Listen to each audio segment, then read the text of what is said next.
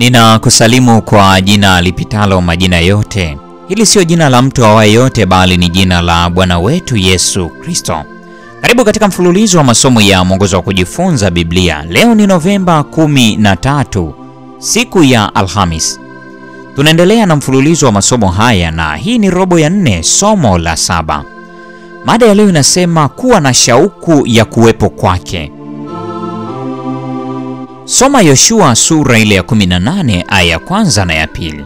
Kulikuwa na shughuli gani ambayo kwa hiyo Yoshua aliingilia mchakato wa kuigawa nchi? Baada ya maelezo juu ya maeneo yaliyokuwa yametengwa kwa ajili ya makabila makubwa zaidi mawili, upande wa magharibi ya Yordani na kwa nusu ya kabila ya Manase, kifungu hiki cha maandiko kinaonesha kusanyiko la mkutano pale Shilo, ambapo nchi inagawanywa kwa makabila madogo madogo 7 yaliyokuwa yamesalia.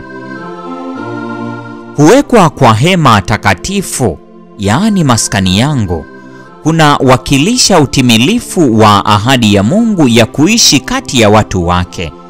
Kutoka 25 aya 8 na Mambo ya Walawi 26 aya 11 na 12. Na kunafunua wazo kuu la kitabu.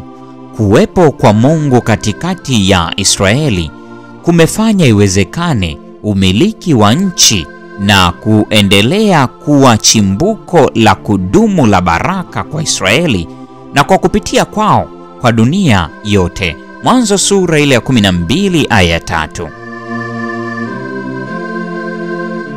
Ibada ya Mungu inachukua nafasi ya muhimu sana, hata kuliko kuishinda na kuigawa ile nchi. Kuwepo kwa hema takatifu na baadaye hekalu ingepasa daima kusaidia wale watu kutambua kuwepo kwa Mungu kati yao na wajibu wao kulifuata agano. Soma Waebrania sura ile ya 6 aya 19 na 20, Waebrania sura ile ya 9 aya 11 na 12, na Waebrania sura ya 10 aya 19 hadi 23.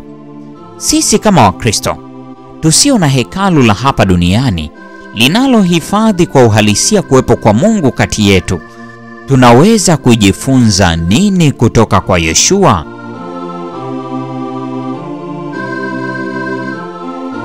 Mwonekano wa hema takatifu haupaswi kutujia kama jambo la kushtukiza, kwa sababu wazo kuu la hema takatifu limekuwepo kwenye maelezo ya Yoshua kupitia kwa sanduku la agano. Hii ilikuwa ndiyo samani iliyokuwa na umuhimu zaidi kwenye patakatifu pa patakatifu, na ilikuwa ishara ya sehemu mbili za kitabu hiki cha Yoshua: kuvuka na kushinda. Sasa kwa kusimika hema takatifu kwenye eneo muhimu la kugawa ile nchi, Yoshua anaonesha kwamba maisha yote ya Israeli yalikuwa na kiini chake kwenye hema takatifu, makao makuu ya kidunia ya Yahwe. Ni muhimu zaidi kwetu kama Wakristo tunaoishi katika siku halisi ya upatanisho kukaza macho yetu kwenye hema takatifu ya mbinguni. Tunapoendelea na majitu ya kisasa au ya wakati wa maendeleo yanayotoa changamoto kwa imani yetu, matumaini yetu na urithi wa kiroho.